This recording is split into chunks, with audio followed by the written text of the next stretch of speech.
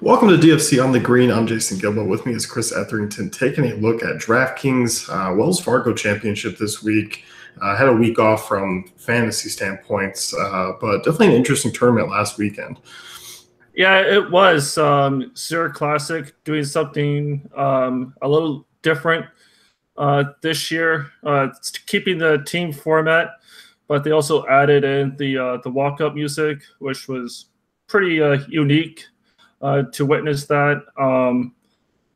Probably my biggest surprise out of that one was that there were more Metallica fans on the tour than anybody else. Like I would have guessed or put money on that it'll be more country than anything, but it was actually rock and roll and hard rock stuff. It was kind of interesting to watch on the first tee with the choices from the players. I definitely would have thought there'd be way more country.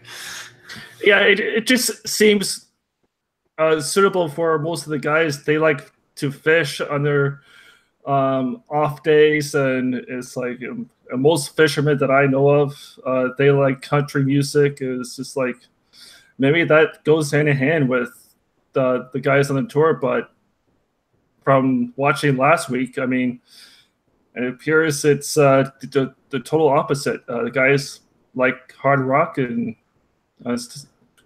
music like that. So yeah, it was really neat to watch. Congrats on Billy Horschel and Scott Piercy taking it down. Yeah, it was fun. This week, no music. We're back to normal golf. Wells Fargo. We got a loaded field again here. It feels like the first time in a while. We've had kind of everyone back since the Masters. I like this week. Obviously, good field. I do feel like there's a lot of nice pivots you can make because I do think there are a few guys that are kind of standing out already as like chalky options. But I think there's a lot of guys that you can pivot to in tournaments here. Yeah, it's really nice to have this type of field back. Like you said, first strong field since the Masters. Probably on a side note that we're going back to Krill Hollow this year. Last year, it was at Eagle Point. That was just because last year Krill Hollow went under renovations to host the PGA Championship. So you could basically look at history, like say 2016 and before that, and for last year, you can just see who did well at the PGA Championship. But yeah, with Rory back and the way he's been playing, to see him as the number one guy, it'll be interesting to see if people will actually pay up to play him this week. Yeah, and it looks like obviously right now, off the tee, driving distance, par 5 scoring kind of is what's standing out is kind of what everyone's going to be looking at. I feel like that's why you can see a lot of popular names because there are a few guys here that really do stand out on longer courses, and that's what's kind of making them much more playable this week. Yeah, when you have Rory ranked third in the field for distance, he's basically 22nd in the field for par 5 scoring, and he's really like decent off the tee, especially with his driver. If he's on with his driver, then he's basically the best player in the field, and no one can beat him. And you got the guy $500 cheaper with Justin Thomas. He's almost the same way, where he's long off the tee. He's getting more accurate with his driver, and he scores. I mean, he's third in the field for birdie or better percentage. He's actually first in the field for approach the green. Yeah, I think with those stats right there, I'm just going to bite the bullet, and I don't really care how popular they get. I'm just going to play the top 2 guys and move on from there. Yeah, because you were telling me before, like you're not really looking at Fowler or Day this week. I mean, those guys will gain some ownership. I just feel like the 8 to 9K range, like it just is filled with so much better plays here. Yeah, Fowler just seems a bit off, where he's just not punting like he used to, and he's just I don't know what's wrong with him. But he's still playing okay. But I mean, I'm just going to have to wait until I see something that he might get something back with his putter, or he'll just start playing well. So I'm just going to fade him. With Jason Day, I could never get something right with Day. His stats are still okay, but I mean, like I said, I just don't have that feeling for him this week. Moving on, I mean, I like Patrick Reed a lot. The fact that he played here or played last week at the Zurich just to get the rust off after winning the Masters, that's good to see. And he actually played okay with Cantley. So if you look at Reed's stats, I mean, he's first in the field for birdie at better percentage.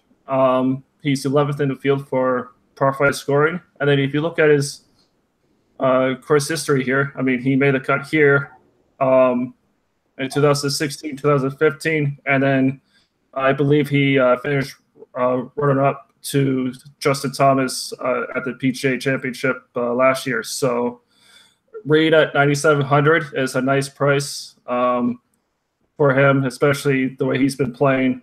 Obviously with the win at the Masters, but overall this year he's been really consistent. So yeah, I think starting him for your cash makes a lot of sense. Yeah, I definitely don't mind him. And, kind of looking at this, the guy I kind of like Matsuyama this week. I have some interest. I don't think he'll be as highly owned as some of these other guys around here. But this is a course where I think he can really play well. And because he doesn't really stand out right now because he hasn't played a ton in 2018, he could kind of go in a little bit underlooked. Yeah, it's interesting. When you look at the course history, I mean, it looks like he actually plays well here almost every year. I mean, he's had the back-to-back top 20s in 2015, 2016. So with that being said, I mean, that Reed's going to be somewhat popular. That Phil will be popular as well. Yeah, I think Matsuyama might be the forgotten guy here in the $9,000 range. So if you want to use that to your leverage, I mean, he's 12th in the field for approach to the greens. So I don't mind that play at all. The only thing that scares me is obviously his putting, but I mean, he can definitely cure that if his iron play is still rock solid entering this week. Yeah, like he's really solid off the tee. And like he's a guy like he's not popping out as far as driving distance, which I think people are looking at this week. So that's where I'm kind of hoping, he's not, top 10 with the Justin Thomases and the Gary Woodlands and all these guys, I'm kind of hoping he just falls enough below the stat line for people kind of looking at where, Matsuyama comes in at, 13, 14, 15% this week. Like I'll gladly take Matsuyama at those. Yeah, if the guys are looking at almost a similar stats that I'm looking at this week, then Matsuyama is going to be under the radar, if anything. Like his par 5 scoring is not there right now, and off the tee numbers, he's below average entering this week. So the only stat, like I said, that's actually good is his irons. He's actually hitting it pretty nicely. But yeah, 9,400 being sandwiched in between Patrick Reed and Phil. I mean, yeah, that's a good pivot option for tournaments this week. What are your thoughts on like Mickelson and Tiger here this week? Obviously, big name values. You have any interest? Well, obviously, I'm going to play Tiger. It's just not a question. I'm going to play him every week, just because I do think he's going to win this year. It's not a matter of if now. It's a matter of when he's going to win. So, I mean, the fact that when you look at Tiger's stats, it's actually decent entering this week.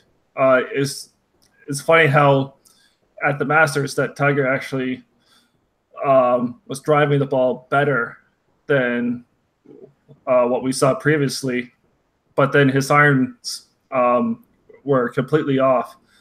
And then today, I think it was today, that he posted on Twitter that he has a new set of irons from TaylorMade saying that his phase one, whatever, is complete with TaylorMade. So it'll be nice to see how that turns out for him. And with Phil, I mean, he's still going to get that popular ownership, almost like Fowler, that 15 to 20%. You can almost just bank that in, especially at his price, being at 9,200. With being like second in the field for birdie or better percentage, second in the field for approach to the green. And when you look at his history here, I mean, he's had what, like 3 top fives in the last 4 years at this course. And then he made the cut at Eagle Point and he finished top 20 there as well. So he definitely loves Quail Hollow. I think more people will play Phil, and I think Tiger he'll be more popular than Matsuyama, but I think he'll be definitely lesser owned than Patrick Reed and Phil Mickelson for sure. Yeah, no, I agree with you there. We got to get into a range that's, Tommy Fleetwood, Paul Casey, you got Louis, Tony Finau. I have interest in all 4 of these guys here. I think when looking at it, Louis might be my favorite at 8,800. I think Paul Casey's obviously always kind of a safer cash game guy. But I think like a guy like Louis has a chance to win here this week. Yeah, I think I'm a little off with Paul Casey. He does have his win earlier this year, and yeah, I think I'm sort of off of him for now until see if I see any more consistency out of him. As for Fleetwood, I think I'm going to fade him. Not to say that he's not playing well, but I think if you make a comparison between him and Noren, to me they're similar players. I would pick Noren, who's $900 cheaper. So yeah, I'll just fade Fleetwood on that one. And then between Louis and Finau, I think putting money on Louis at 33 to 1 makes more sense right now. And I'm just going to play Finau on DraftKings just because he scores better for the DraftKings points. And just overall, I mean, he's 17th in the field for par 5 scoring. So when you look at that, and he has made the cut here in 2016, 2015, I think Finau's to play for DraftKings, and then I'm going to put money on Louis it was 33 to 1 yesterday.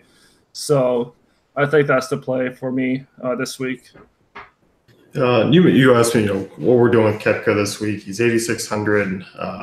He played last week. I still think I'm waiting and see on him. Like, I'm willing to fade. Like, if he does well, I'm willing to be okay with it. Just because I have like so many other options, even around him as well. You mentioned Noren. I feel like Noren is one of the more underpriced guys of the week here. Yeah, he should be next to Fleetwood, if anything, just like they had him next to each other, I believe, at the Masters. So for him at 8,100, it makes sense. If you look at Noren's stats, he's 9th in the field for approach to the green. He's 18th in the field for par 5 scoring. So, yeah, he doesn't really have any experience here at Quail Hollow, but I'm going to look past that with his good play entering this week. I'm definitely going to play him. For Brooks, I'm with you. I think I'm just going to wait a little bit longer just to see how healthy he is. And also, he is playing with Tiger Woods for the first 2 days. And we all know how some guys seem to not play as well as they would have been playing if they weren't paired with Tiger. What are your thoughts on Webb Simpson here, 8,400? Playing well. He's in good form. It's a guy 3rd in par 5 scoring. I feel like he's another one like I really like here. Like he's one of the few reasons here. Like you got Norin, DeChambeau, Webb Simpson. Like I rather play those guys over Koepka. If I'm looking downward. Yeah, at the first look, I think for me, I may go to Ryan Moore. Just the way he played at Felspar was definitely intriguing, which is a similar type of style. Felspar was playing long, and I was very surprised how well Ryan Moore was playing. Just because he's not that guy that I will hit it far off the tee, but he's more accurate. He's more accurate with his irons, and that's how he scores. And he's a good putter as well. So I think I'm going to go to Moore this week with Simpson there with Kisner. I think, yeah, I have to make a stance somewhere in each range, and I think I'm just going to fade the rest of those guys in the $8,000 range. It just seems a little weird to see Webb Simpson at 8,400.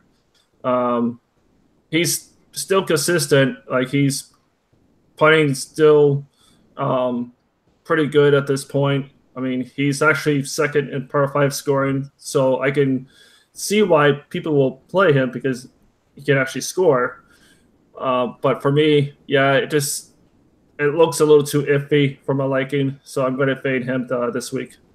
And like you said, making a stance, literally from 8 to 9K, you can make a case for anyone. I feel, we named 6, 7 guys that have potential here. We're not even done yet. Daniel Berger is the guy that you list here, 8K. But even like, DeChambeau here is going to stand out to a lot of people as well at the same price. Like this is a loaded 8K range where I think obviously there's a few guys here who stand a chance to get a top 3 or even a win here out of this group. Yeah, I was just going to say that as well. That don't be surprised if you see someone from this range being right at the top of the leaderboard come Sunday. I mean, yeah, I wrote up Berger for cash. I mean, he's probably not going to be a popular pick, mainly because of Norin, maybe mainly because of DeChambeau. But if you look at Berger's stats, I mean, it's almost like Matsuyama in a way. His stats doesn't really stand out too much. There's not really one that will say, oh my God, he's actually really good in that category. For the stats I'm looking at, I mean, his best is a 28th in the field for par 5 scoring, but he's made 2 cuts here at Grill Hollow back in 2015, 2016, finishing in top 30 at both of them. So, yeah, I think at 8,000, that'll go well with either for cash or tournaments, just because he's going to be probably overlooked, being sandwiched in between DeChambeau and Norin. But overall, I think Berger is a nice dark horse play this week. Yeah, and that's like you picked. You said in your article here, he's your pick to win. Yeah, I for some reason I just have that feeling that Berger might found something. Like he has a nice cut streak going right now, and I think he found something. And I mean, it's hard to predict a winner, obviously, but I don't know. I just kind of have that feeling with Berger this week.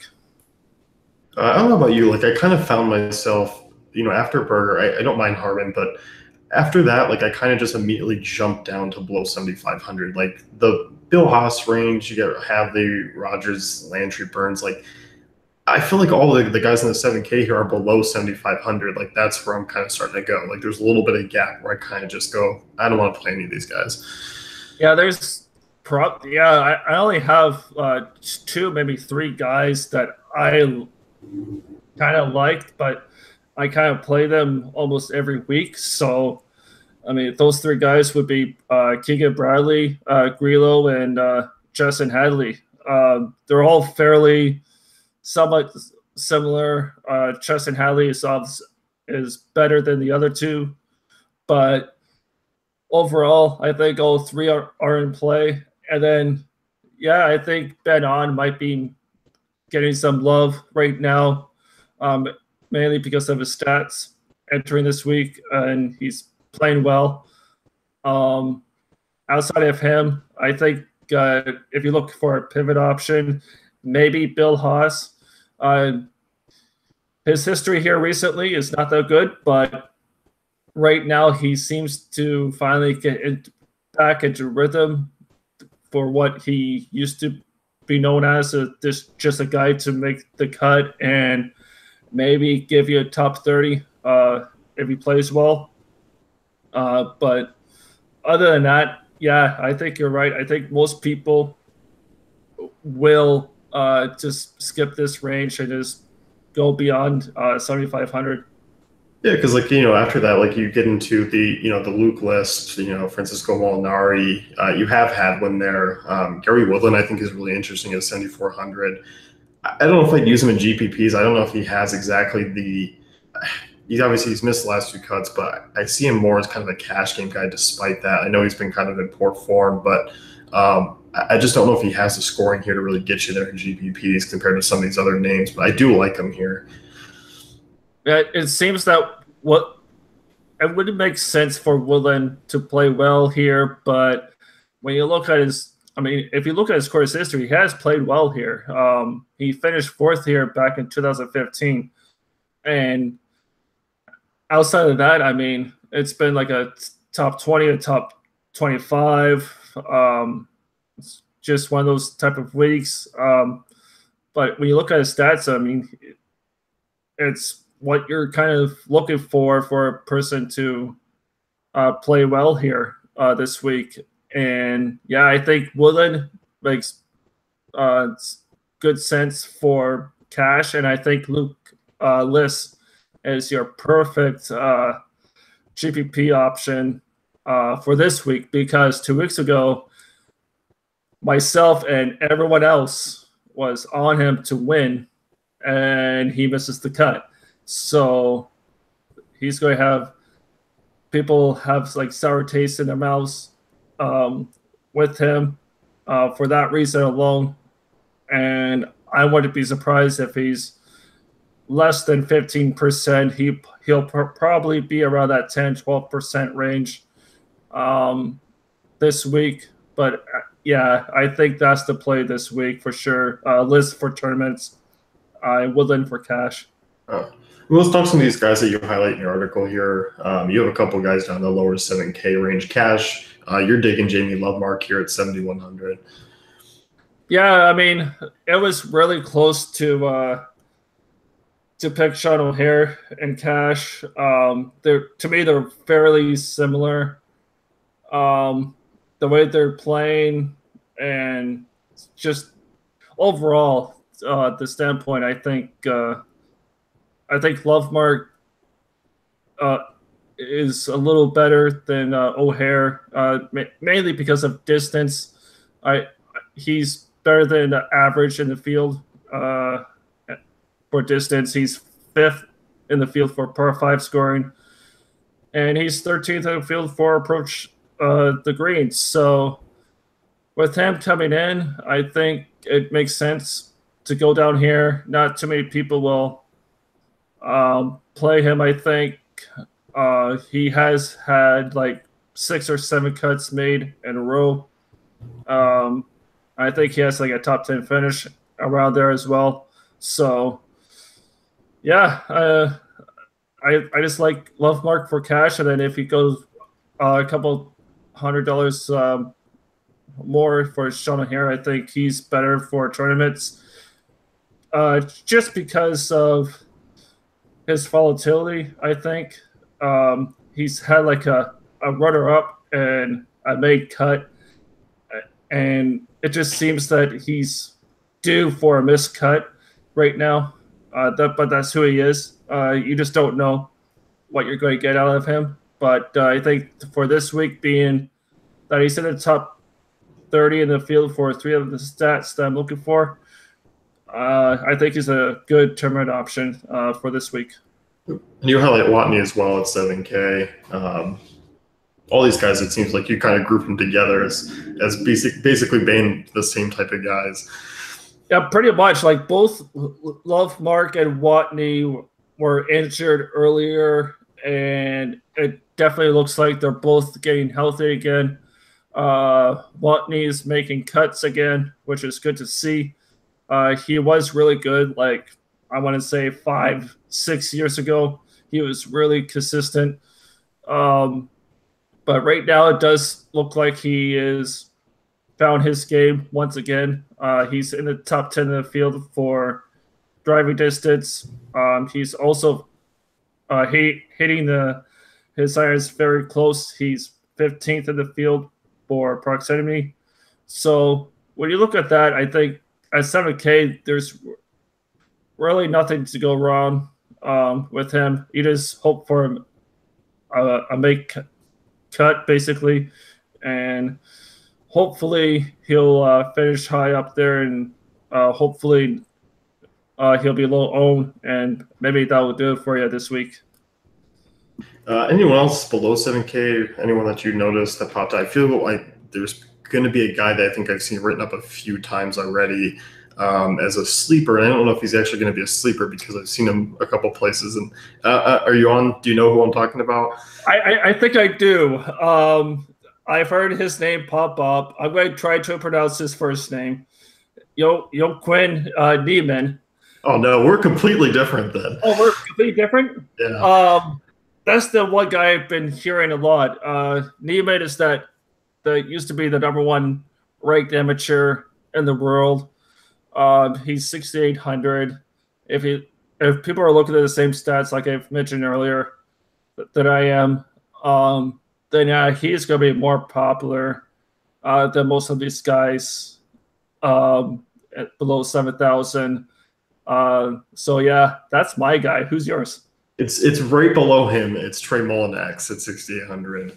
I've seen him a couple places. Obviously, big bomber off the tee. He leads the PGA in driving distance. Decent par 5 score as well. Not great, but he's not bad either. And I think a lot of people might be looking to kind of plug him in. I've seen him a few places as like a deeper value. Yeah. I think he's more of a recency bias type of play. When I say that, it's people saw him playing well. Well, not in this case, but usually a week before, you'll see him on top of the leaderboard, and then they're like, "Oh, I gotta play this guy the next week, for sure." Yeah. We all fall into that. It's just a habit. It's hard to not do that, but yeah, I think Trey Mullinax, you're right. He's the top player in the field for distance, and he scores. And yeah, I can see him being popular with Neiman. And with that being said, I think the one guy that might be overlooked, if you could say that, I'm not sure how popular he's going to be, but I think Grayson Murray is a guy to look at down here, being at 6,900. I mean, he's 7th in the field for making birdies. He's 14th in the field for driving distance. Yeah, that makes a little sense for a guy who's not well liked, I want to say, in the DFS community, mainly because of whatever he said a few months ago on Twitter. But I think since then, he's definitely matured and he's becoming a really decent golfer. So I think I'm going to pick Murray over like Neiman, over Trey Mullinax, just because I think Murray's a little bit better than those two guys. So I'll go there. Yeah, that's a good pivot. And like, we're not saying they're going to be 20%. They're just going to be more popular for a 6,800 guy than what you would think they'd be. It's just that it's not they're not going to be out there 20%. It's just like, no, oh, Mullinax is 10%. Like I thought maybe I'd get him at 5 or something like that. No, exactly. Like the most you'll see is maybe 7, 8%. You'll rarely see a guy over 10% down here, especially with these amount of guys that are below 7. It's not going to happen. So yeah, I think Marlon X and Needman will probably be in that around 8, 9% range. I think a lot of people are going to play those guys as their anchors, basically. And yeah, I think Grayson Murray and the rest of the guys will be less than 4, 3% range for sure. So you got your call, and you're going Burger this week for the win. I'm gonna say Matsuyama here. Ooh, that's a sneaky call. He might be that one top player that no one is going to talk about, and I think I think that's a good pick out of the top guys for sure. Yeah, I think I'm gonna be a little bit overweight on him. I think this week. Yeah, it wouldn't surprise me at all if he if he actually plays well, and no one will have him. So yeah, that'll be interesting. Yeah. So that's it for us. We got the players coming up next week. Look for our pod article. When salaries start to get released. Players should be really fun this year. Yeah, with Tiger already committed. I mean, I'm just looking at my notes already for the players.